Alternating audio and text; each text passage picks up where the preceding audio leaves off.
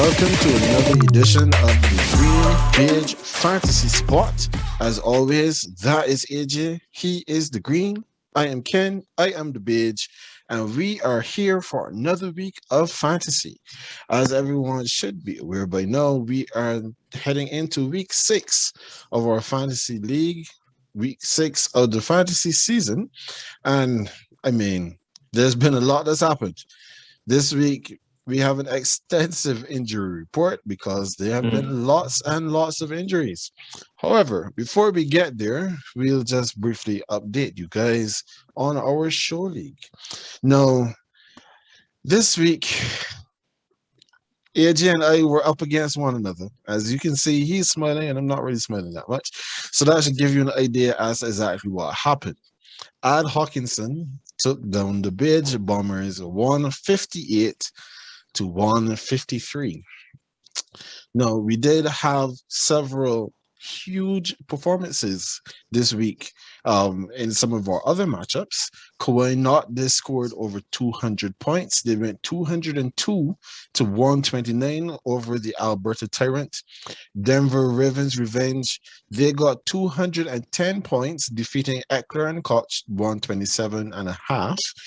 And that was still not even the biggest score of the week. Long Bay Bayonets, they scored 240 points, taking down Team Burks 166 and a half.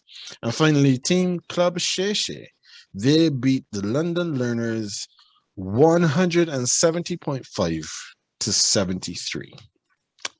So AJ, you know, the truth is, if we had played against pretty much anybody else that won in their league, and even one of the losers, we would have lost. Yeah.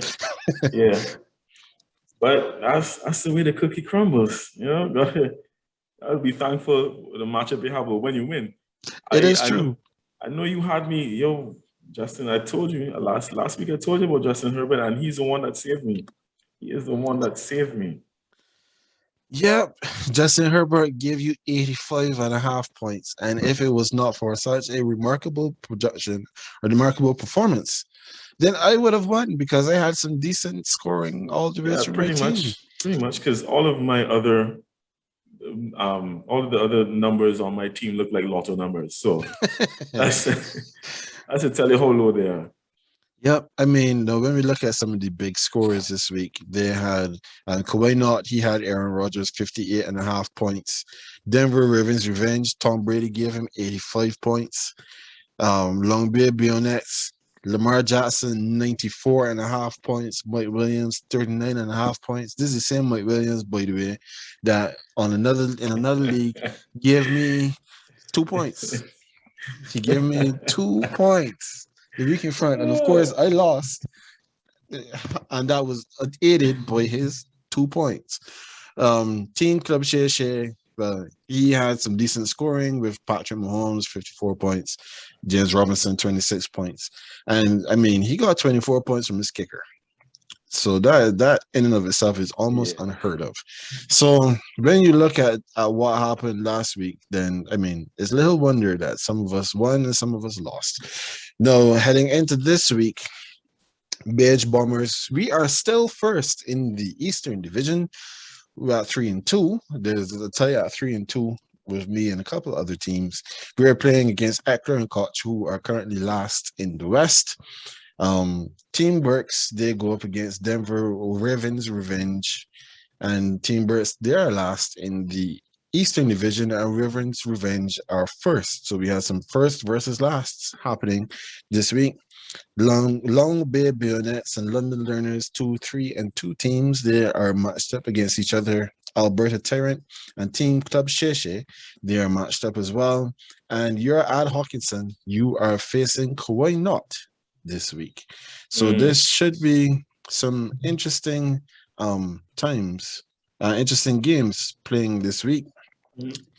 And of course, we will definitely keep you guys updated as that progresses. Now, this week we are not going to do our usual heroes and goats because the injury report is that long. There are so many fantasy relevant injuries that right now, we do have to look at how these things are going to impact your teams, not just in our league, but in whatever league you may find yourself in. Now, Clyde Edwards Elir, we made mention of him as one of those people that you might be starting to reconsider because of his limited production over the last, well, he performed really well last week, but over the first 4 weeks of the season, he really was not hitting the kind of numbers that we were hoping for. And now he is out on IR. He is done for the next 3 weeks at least with a knee injury. He has, I think they said it was an MCL sprain, so he is out. So, for those of you who have Clyde Edwards Elir on your team, you may be in the market now for a new starting running back, unless your team drafted or you drafted so well and the rest of your league drafted so poorly that you're able to just have a ready-made plug and play replacement on the bench. I know I for sure do not in the league that I have him, so I'm scrambling. I have him in 3. Oh my I have days. him in 3. The thing is, I actually benched him in week 5 in my other leagues, and it paid dividends because he gave me like 3. These are both PPR leagues, and in PPR leagues, he gave me like 3.5 points. I did end up playing him in one of the leagues because the only other option was Latavius Murray, and I trusted him more. Latavius ended up giving me like less than a point more than him, though. And in the end, that didn't matter because I still won the matchup because of Lamar Jackson. But yeah, so I will be scrambling though with Edwards Elir on IR. And the thing is, I mean, Darrell Williams is the handcuff, but with the inconsistency that the Chiefs running game has showed so far, I'm not even sure that I want to pick him up. It is true. Need to find another alternative at running back. Yep. No, someone who is also going to be out this week for sure. Dallas Goddard, he was put on the COVID list, and I think he was put on the COVID list on Tuesday. And him being put on the COVID list on Tuesday means that he will most likely not have enough time to get the tests back to make him available tonight for the Eagles game against the Buccaneers. So he is also going to be out, which means that there could be some additional work for Zach Ertz. So if you are in the market for a tight end because Goddard is out, then Ertz may be your guy. Now, next up, quarterback Trey Lance. Trey Lance has a knee injury, and because of this knee injury, they're not sure if he is going to be available the next time they play. However, this week, 4 teams are on their bye weeks, and we'll talk a little bit more about that in a second. But there is a chance that Lance may be fit because they do not think that the knee injury is as severe as that. He may be okay to play in week 7, but right now we just don't know. It's a little too early to say. Kenny Gallaudet from the New York Giants, he is expected to be out with a knee injury, and that he is just one of many who are currently ailing on the Giants. If you have any Giants, then this, we'll come to the start and the sit in a second. But I'll just run down through the list. Gallaudet expected to be out. Tony has an injured ankle. He is getting some scans done. He is mostly out. Daniel Jones, he was in the concussion protocol. He got knocked out of the game this weekend, and he was woozy on his feet, so he has to clear the protocol before he is eligible to play. Saquon, he has a bad ankle sprain. I don't know if you saw it, AJ, but his ankle just started to blow up on the sideline when he took his boot off. I did see. Yeah, and then when you look at Sterling Shepard, he is also now working his way back from a hamstring injury. So the Giants right now, in terms of skill position players and fantasy relevant players, they are in some problems. Now, Samaj Piren, He is the backup running back for the Cincinnati Bengals. I actually picked up Piren in one of my leagues because you remember I'll digress a second from this injury report. You remember when I was telling you that I had gone into this additional league just as a whim, just to see what will happen? I am currently second last in the standings in that league. I am 1-4. That is the league I have Clyde Edwards Elir in. And he is done. He's out. I basically decided I needed to retool my running back room. Right. So I picked up Samaj Piren. I picked up the Williams from the Bears because Damien. Yes, I picked up Damien Williams because you know that what's his name? Montgomery is out. Yes. I picked up like 3 running backs this week. I know Samaj Piren, he is on the COVID list. So chances are he is not playing this week either. Yeah. So I am just forevermore. He already has an O next to his name. Yes. Look, honestly, it has been so rough. This past week was so rough for me. Like I went 1-4. I had a chance to go 2-3. 2-3 is still not good, but it's better than 1-4. And in the league, the other league that I lost, I had an opportunity. I had a chance. There was a sliver of hope. And that's one of the things about this fantasy thing that is so enthralling and disgusting at the same time. I had a sliver of hope where if Lamar Jackson threw a touchdown, just one additional touchdown, to anyone not named Mark Andrews, I win that game. I win that matchup. Because my opponent had Mark Andrews and he had a 12-point lead going into the game. Right. And unfortunately for me, Lamar throws 2 of his touchdowns to Mark Andrews, and then 2 of the 2-point conversions to Mark Andrews, and I am sunk. I lose this matchup by less than 6 points. Yeah, it was a career night for Andrews actually. So you can't write this stuff. Can't write this stuff when you have to hope that this one player doesn't get that much of a workload, and then lo and behold, he has a career night. This is the stuff that fantasy is made of, boy. No, the funny thing is, I had Mark Andrews in another league.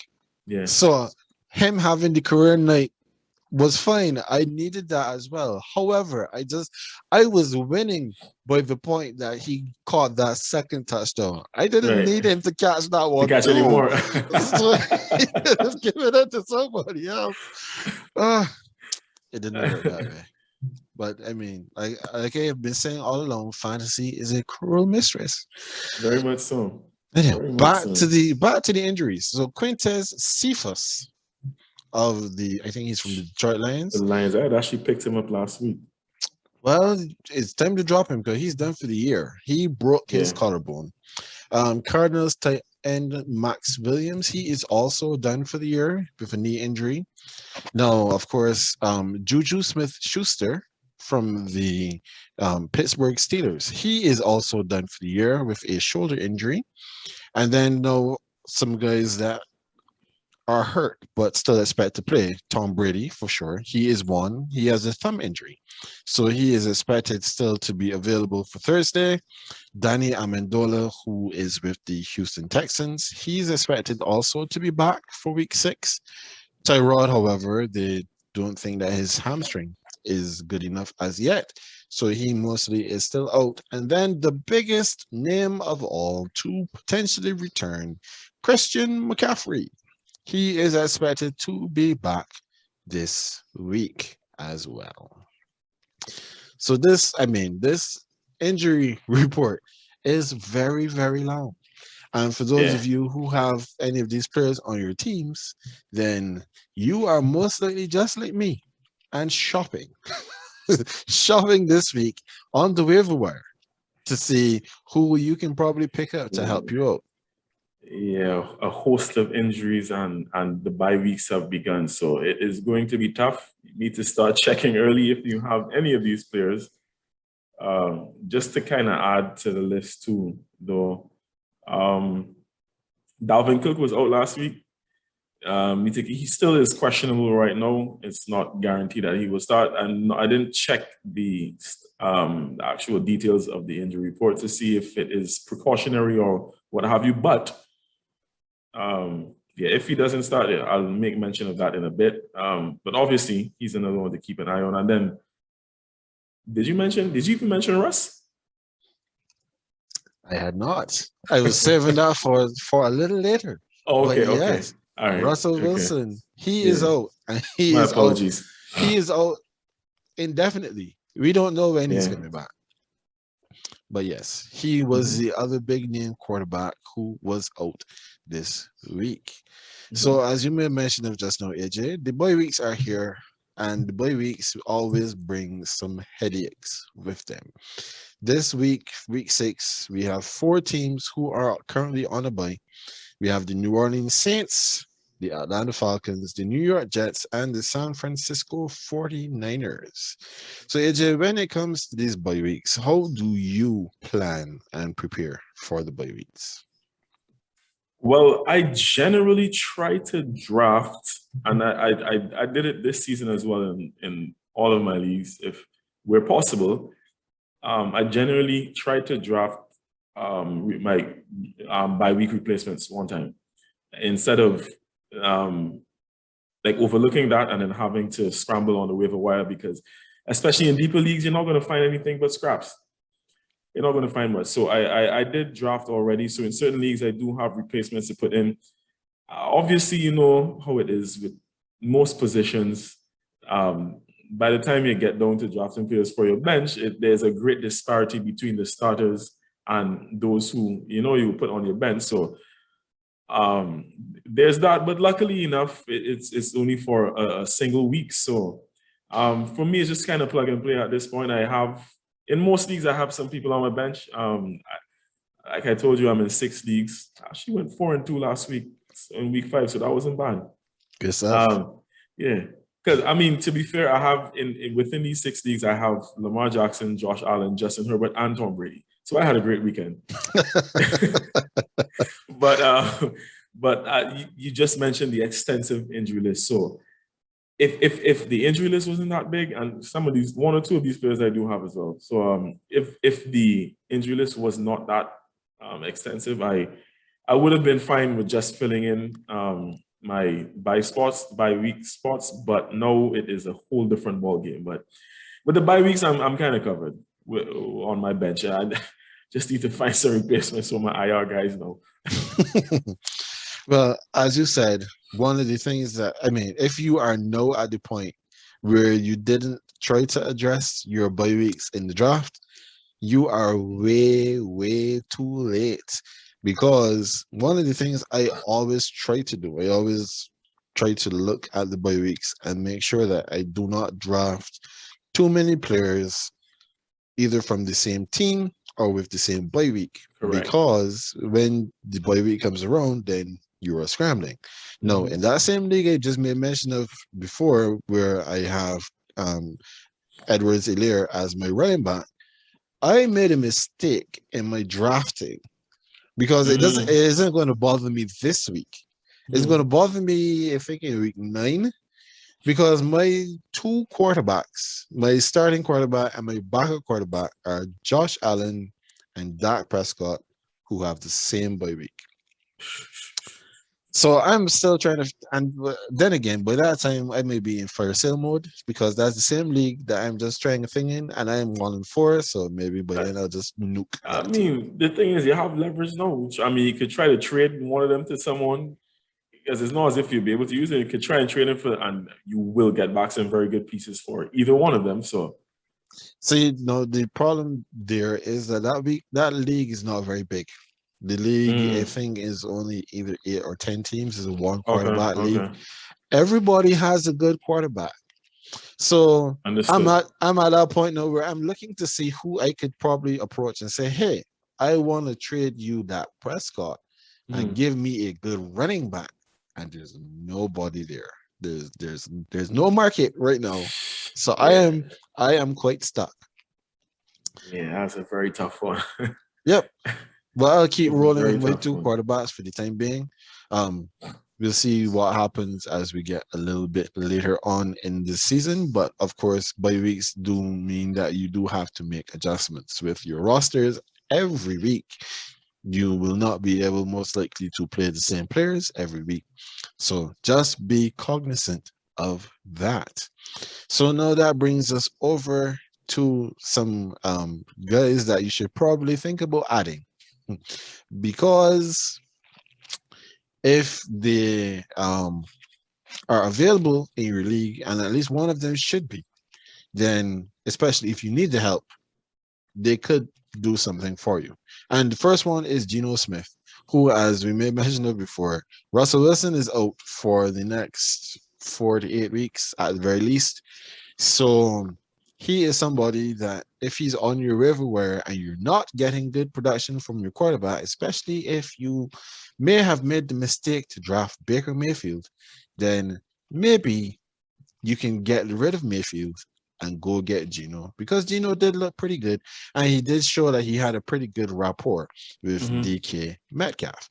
Now, AJ, is there anyone that you have your eye on that you could see that has not, that's probably not too in demand, but could probably come in and do a job for a team? I'm actually looking at, and one of these names is kind of on my start list. So I can mention it and then get into it. But surprisingly, Devonte Booker, and I can explain. Let me explain why no. Obviously, Devonte Booker is with the Giants.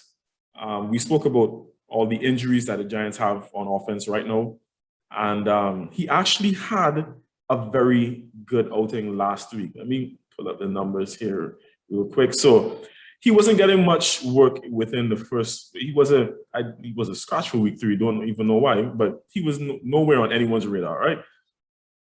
In the first 4 weeks combined, he had 7 rushing attempts, 7, and I think like a target in each of the 3 games he played. Right. In week 5, with the absence of with Saquon going down early, he had a huge increase in his workload. He had 16 rushes for 42 yards and a rushing touchdown. And on the receiving end, he caught 3 or 4 targets for a further 16 yards and a receiving touchdown. Now, Devonte Booker is not going to give this to you every week, but the fact of the matter is he is in line for an increased workload. And he did put up these numbers against the Dallas defense, who are one of the top 5 rushing defenses in the NFL. Right now, for week 6, he's playing against the Rams, and you would expect that the Rams have their rush defense on lock, but they actually are closer to about middle of the pack than to the top of it when it comes to the rush defense. So it could very well be that Devonte may not give you, well, not may not. He's not going to give you this. Don't look for these exact same numbers once again.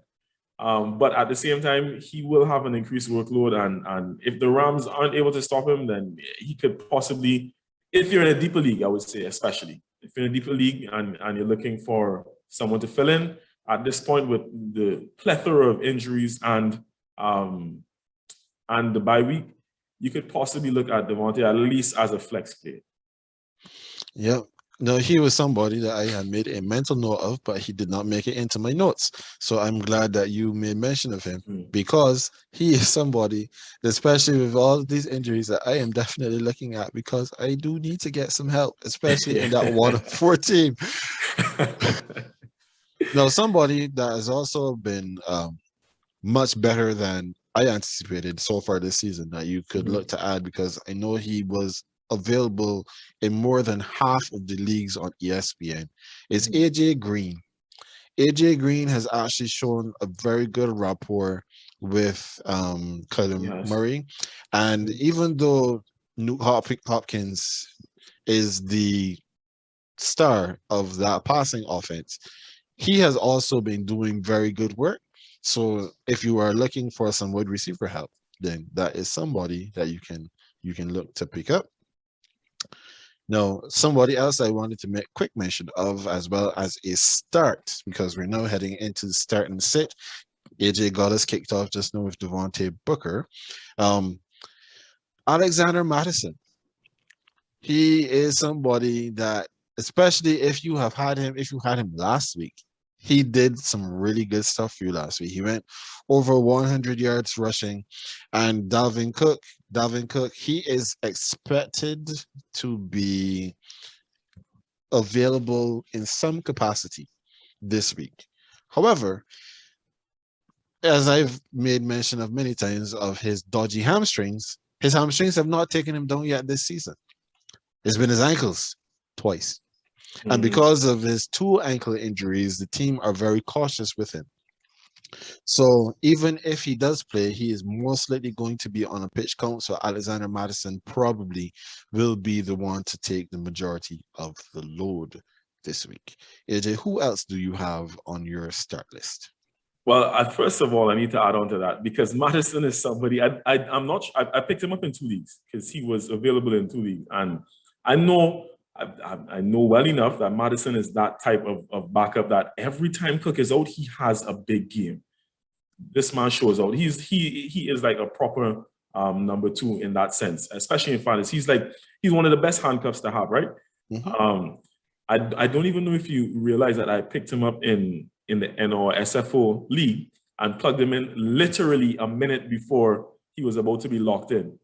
Because I can't remember who I had in, but I took them. I had an available space. And I was like, wait, oh crap, Madison's still free. Picked him up, put him in, gave me 31.5 and a victory in that league.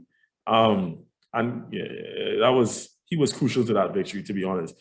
But in addition, though, I'll mention some receivers. First of all, there's Michael Pittman Jr. We were talking about how good Carson Wentz looked last week. Pittman seems to be like one of his favorite, or if not his favorite, Wentz's favorite target in that team. Pittman had I don't have the figures in front of me. He had a very good week against the Ravens, despite them losing the game. Had 6 receptions off 7 targets, 89 yards, and a touchdown, of course. I was 20.5 points in that league, but this week the Colts are sorry. Where is this? Sorry, the Colts are playing the Texans. Mm-hmm. Texans aren't very good. I mean, yeah, it's a divisional game, so you always have to be a little bit wary of that. But that Texans defense is not very, very good, so Pittman could be in line for another big enough week. And there is one person who I would say is definitely a plug and play for this week is Chase Claypool. Claypool had a career week last week. He got 130 yards, which is his career best in his second year. And this week they're playing the Seahawks, who cannot get it together at all. They have one of the worst pass defenses in the NFL. I think if the Bucs are ranked 32nd, I think they're ranked 31st. So yeah, and with Juju down, he's going to be the number 1. It means he will get more attention. Don't expect him to have another 130 yards, but he could go at least close to 100 if he doesn't pass it. I'd still say between 85 to 95 at least. And I'm pretty sure he will find himself in the end zone again. And you're a guy from your city that has been a little bit inconsistent, but showed out last week in Cortland Sutton. I feel like Sutton is still available in some leagues, and his numbers have been inconsistent. But again, last week he had a really good week, and this time the Broncos are playing the Raiders. The Raiders haven't been very good in their secondary either. So Sutton, if you really need a credible enough wide receiver, like Sutton would be a good play for week 6. Nice. No, I had 2 wide receivers. Well, actually, I had 3 wide receivers on my start list. No, we talked about Bobby Trees, Robert Woods, and the struggles that he's had throughout this season. And I have him in, I think, 1 league. and there was knowing that as I don't remember who it is. I like to say it, but it said 9 loves 10. 9 really likes 10, and that is that Matthew Stafford really likes to pass the ball to Cooper Cup. Cooper Cup, yeah. Robert Woods was the overlooked man in this offense because Van Jefferson was getting some work. Tyler Higbee has been getting some work. So all of these are guys that you can feel relatively comfortable starting. Van Jefferson would be a decent enough player at a flight spot. But Woods was not doing anything. But Woods had a breakout game this week just gone. Yep. And that bodes well for the future. He's shown himself that he is, he's still a capable receiver. He can still get deep. He still has good hands, and he's very physical at the wide receiver position. So he is definitely somebody that you can consider if you need a wide receiver player. And if you have him on your bench, then this week the Rams are up against the Giants. So well, the Giants do have their own problems to figure out. The Rams should be in a good spot in this game, so you could feel pretty confident in starting Robert Woods. Mike Williams, he is one that I was very frustrated with last week, and then this week when I did not start him, he had a great game. And these are the kind of folks that tend to get put in the permanent doghouse with me, because whenever I play them and they struggle, and then when I don't play them, they play very well. What is it with you on the Chargers receivers, huh? I don't know. I think we're going to get to the point where I'm similar to not drafting players from my division. Yeah. I'm also going to put the Chargers on the ban list unless it's their quarterback. Because I would have had the luck to pick Austin Eckler, and then he and his dodgy hamstrings would be out for 5 weeks. So I am that it's been rough, but Mike Williams, he looks like he is in a good spot to be a start this week. They're playing against the Ravens, and Michael Pittman, he just had a great game against that secondary. When you're talking about the Chargers, we know that Keenan Allen is the one. Therefore, Mike Williams, he draws the second corner, and that means he should have lots more opportunities. If Justin Herbert decides to throw the ball his way, you'll know if he does or if he doesn't, but if I start him. Because if I start him, then his game is probably not going to be that great. But anyhow, I digress.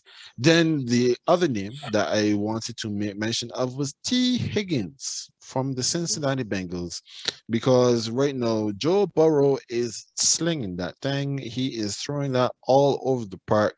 And while Jamar Chase is definitely getting lots of work, T. Higgins is also a great person to have, because Jamar Chase is not getting everything. Ball is being distributed quite a bit there in Cincinnati. All right, AJ, so it's just about time that we get out of here. But of course, after we tell the folks who they should start, maybe we should give them some cautionary tales on who maybe they should look to fade and sit this week. So who do you have? Well, first and foremost, and I'm saying this, bear in mind, this is coming from a Patriots fan, sit Damien Harris this week. The Patriots do not look good running the ball, and this is through the first 5 weeks. So this is not even just a one-off thing. It's not that he's not talented, but again, the team doesn't look good. He does have some issues with protecting the ball. He has 2 fumbles on the year so far. He fumbled in the last game, and the issue with this is when you fumble on the Patriots offense, you don't necessarily get seen for the rest of the game. So even after the last game, when he did not protect the ball, Brandon Bolden was put in after that fumble. So with all these things in mind, and in addition to the fact that they're playing the Cowboys, they're a top 5 rush defense. I never mind what Devonte Booker did to them last week in week 5. That was an anomaly. I don't expect the Cowboys defense to give up that many yards again this week, especially not to a lackluster Patriots offense. That being said, in addition to that, I'm not saying to sit any of these people. However, don't expect the same level of production that you may have had last week against the Dolphins. And I'm speaking about the Bucs wide receiving core. The thing is that the Eagles' pass defense is actually pretty decent. And Ken and I, when we were speaking on the GeenBaje episode, we mentioned the fact that when I was talking about this being a game that I wanted to see, part of that is because it's a short week and teams don't usually just run over a team on the weekend and then come and do the same just a few days later, right? So I'm not expecting, like, you still have to start them. All of these guys, meaning like Antonio Brown, Chris Godwin, Mike Evans, the three of them are capable of putting up big numbers. But so if you have any of them, you have to start them. I understand that, but just don't expect the numbers that you had last week. And it's kind of very hard to gauge who is going to have the big week and who isn't. And especially, like I said, with the Eagles pass defense being what it is, you don't know who they're going to take away. And Tom Brady, every now and then, if you can't get to these guys, he's going to include Tyler Johnson in that offense. So, again, just temper expectations of the Bucs receivers. Okay, well, those are great. That's great advice for who you could probably sit. Now, who I had two other sets of folks that you can probably consider sitting. Now, first off, I mean, this should come to no one as a surprise, but pretty much every Raider not named Darren Waller. Because the Raiders right now, they are in a bit of a turmoil. So we don't know what they're going to look like this week. So Derek Carr might be a bit of a risky play because I think John Gruden was the one calling the plays and the play caller is gone. So no, we don't know, but Darren Waller usually does get the majority of the attention, both by the opposing defenses and his quarterback. So he is somebody that he's probably the only one exempt. And then right now, as we had mentioned during our injury report, Daniel Jones is in concussion protocol. Right now, as of our recording, we have no idea if he's going to be ready to play or not come Sunday. If he is not playing, that means Mike Glennon is playing. If Mike Glennon is playing, every wide receiver on the Giants who is playing should sit. As we said before, their entire fantasy lineup is currently ailing in some form or fashion. Pretty much. And then you're going to put Mike Glennon in the mix as well. Mike Glennon, who's probably known best for that viral scream after it was, I don't remember who it was. Oh, Mitch Trubisky was picked when he was given that contract by the Chicago Bears. Mm-hmm. Yeah, we're not big on Mike Glennon in these parts. So I would advise sitting all Giants, except maybe a running back, because if there's one thing that Glennon should not be able to mess up is a handoff. So I think that brings us to a good landing spot for this week's fantasy spot. Of course, we have the primetime pick'em, so you can look out for that later on today. We'll get our games picked in advance of the Thursday night game. And this week, our primetime pick'em, we are looking at the Buccaneers and the Eagles, the Seahawks and the Steelers, the Bills and the Titans. And for everyone who is counting, I am still in the lead. So that now is the end of our fantasy spot. As always, that is AJ. He is the green. I'm Ken. I am the Beige. And we will see you next time.